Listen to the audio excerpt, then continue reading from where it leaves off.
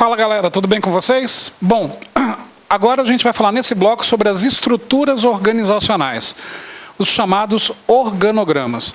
Os organogramas são aquelas caixinhas que a gente monta dentro do ambiente organizacional para mostrar a hierarquia, quem é ligado a quem faz o quê e como ocorrem as comunicações entre as pessoas. Então olha só, a primeira estrutura que existiu é a chamada estrutura linear, como está aqui nessa imagem.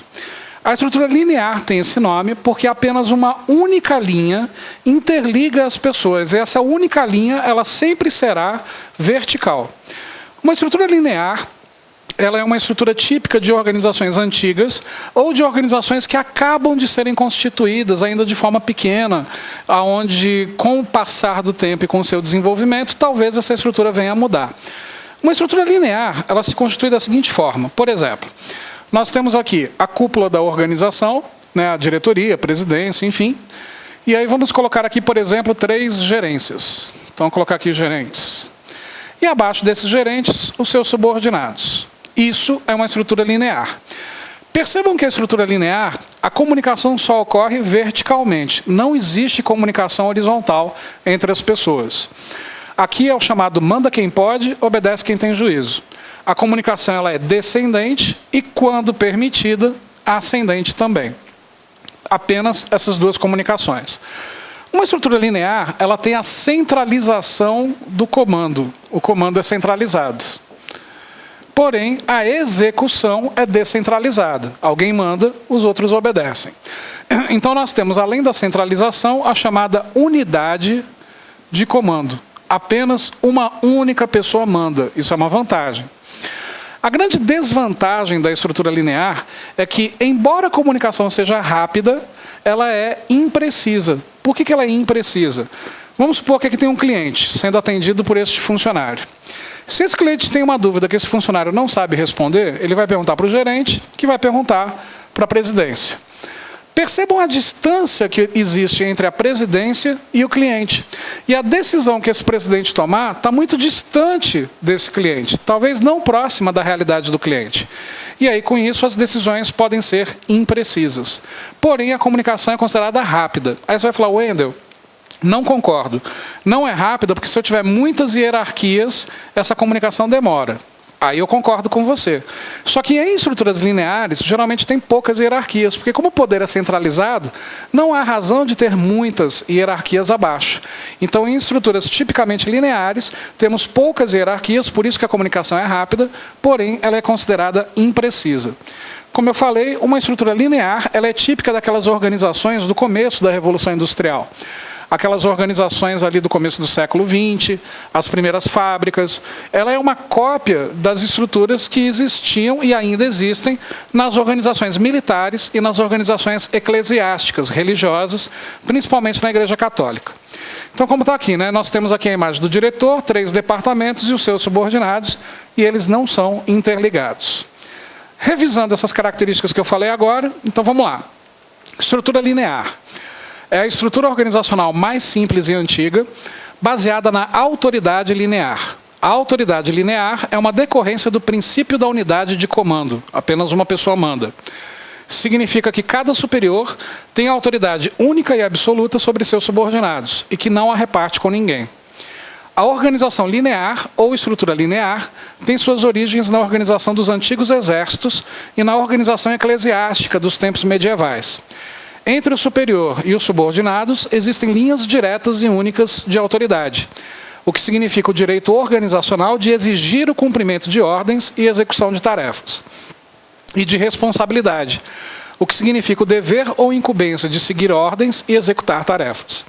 Devido a estas linhas de autoridade e responsabilidade, ocorre a chamada cadeia escalar de comando. Então, isso é a estrutura linear. Vamos ver algumas questões de provas passadas em relação a esse assunto? Questões aqui do CESP. A estrutura organizacional que subordina um funcionário a 2 chefes simultaneamente se denomina estrutura linear? Certo ou errado, galera? Questão totalmente errada, né? Porque se nós temos 2 chefes simultaneamente, não é a linear. Na linear tem a unidade de comando. Isso seria a estrutura chamada de funcional, que é a próxima estrutura que a gente vai ver. Chefias generalistas, estabilidade e constância nas relações são características próprias da estrutura organizacional linear. E aí, galera, certo ou errado?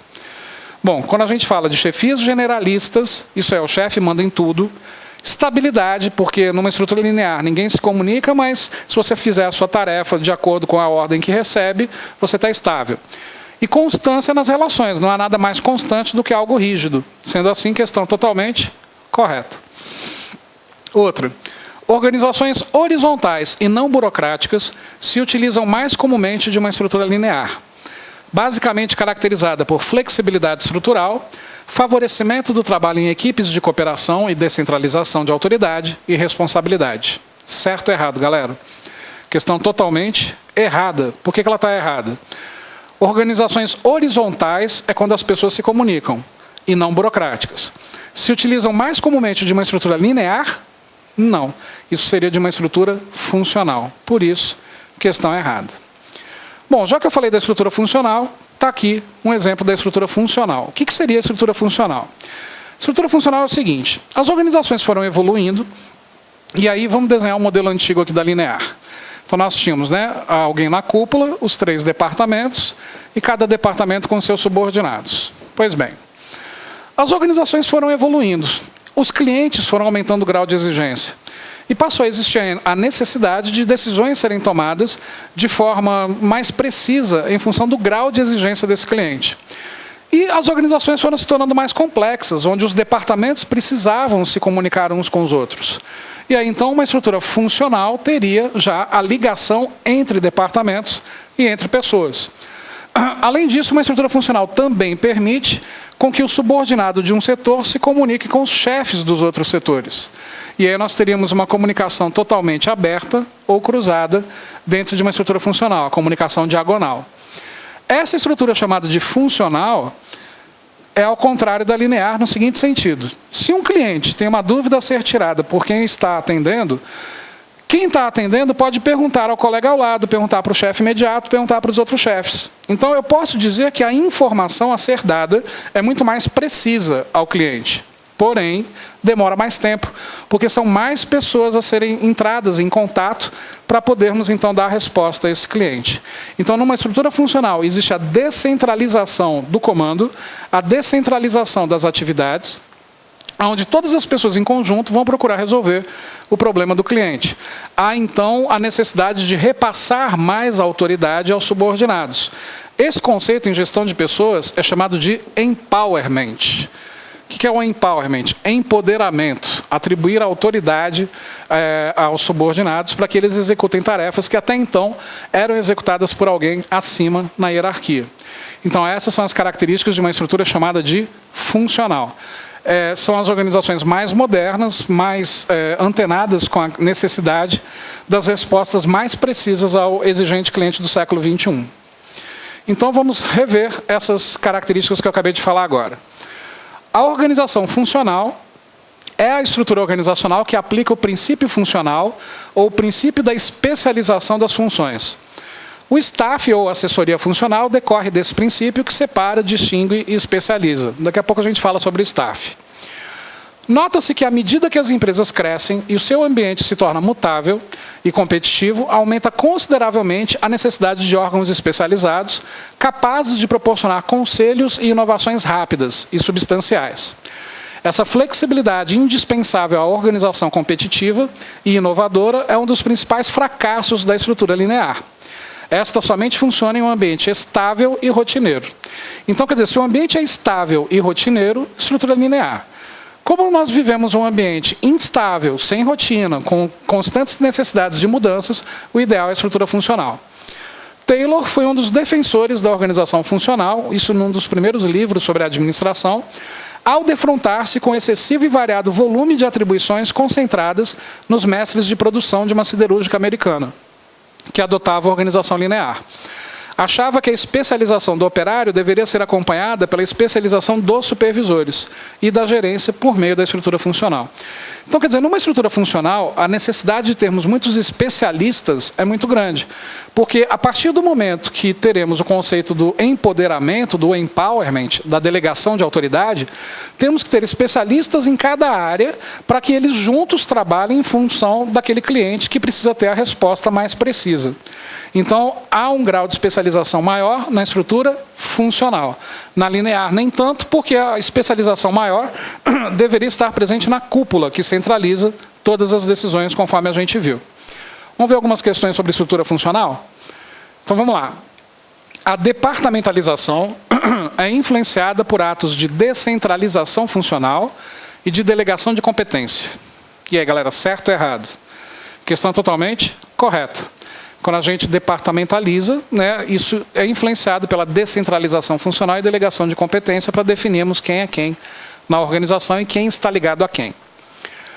Outra, caso o Ministério das Comunicações busque contemplar uma estrutura que disponha seus órgãos componentes em áreas especializadas, em assuntos específicos, e que possua servidores especialistas nesses temas, essa disposição caracterizará uma estrutura funcional? E aí, galera, certo ou errado? Questão totalmente correta. Lembra que eu falei que na estrutura funcional nós temos que ter especialistas em cada área? Então, como a questão coloca, ó, componentes em áreas especializadas, em assuntos específicos e que possuam servidores especialistas, justamente para um ajudar o outro na rápida resposta, no caso de um órgão público ao cidadão. Outra. Nos seus primeiros estágios, muitas organizações usam a estrutura organizacional funcional, adicionando eventualmente departamentos de assessoria e dando ênfase a um controle burocrático. E aí, galera, certo ou errado? Como é nos primeiros estágios, é no nascimento da organização, a questão está errada. Normalmente as organizações nascem pequenininhas, centralizadas no dono. Isso é uma estrutura linear. Imagina, por exemplo, uma padaria. O próprio dono é o caixa, quando o padeiro falta, ele vai lá e faz o pão, ele faz a entrega, ele faz cobrança, ele negocia com fornecedores. Isso seria uma estrutura linear. Bom, essas eu diria que então são as duas principais estruturas que existem. As organizações ou são funcionais ou são lineares. Só que existem variações. Vamos conhecer essas variações. Existe uma estrutura chamada linha staff. Staff em administração significa assessoria. O que seria uma estrutura linha staff? Olá, meus amigos, minhas amigas. Gostou da aula do professor? Quer continuar assistindo essa videoaula? Então convido vocês a acessar o nosso site laconcurso.bom.br e lá se matricular no nosso curso completaço. Essa aula é um pequeno trecho da aula do professor, tá? A aula aí, tem muito mais carga horária do que isso que foi te apresentado. E o detalhe, você fazendo o nosso curso, você pode ter absoluta certeza que você vai ficar super competitivo para o concurso da Universidade Federal de Santa Catarina para o cargo de assistente em administração. Sabe por quê? Porque aqui no Lá Concursos é o único site do Brasil que você estuda em regime de resultados. Aqui no Lá Concursos você tem um Personal Coach, que é a nossa metodologia. Personal significa pessoal e coach significa treinador. Então aqui você tem um treinador pessoal de concurso. Tá certo, meus amigos? Olha só, nosso curso completaço para a Universidade Federal de Santa Catarina por apenas 10 mensalidades de R$20, tá certo? Então vamos lá, acesse nosso site, se matricule, que eu tenho certeza que você não vai se arrepender. Ah, mais um recado para você. Você quer baixar esse material de apoio da aula? Então você pode acessar o nosso site, clique aqui embaixo, tem um link direto para você na página certinha, que é para você baixar o material, tá certo? Pode baixar a custo zero para a galera aí do LAC, tá certo, meus amigos? Espero você, um forte abraço, tchau, tchau.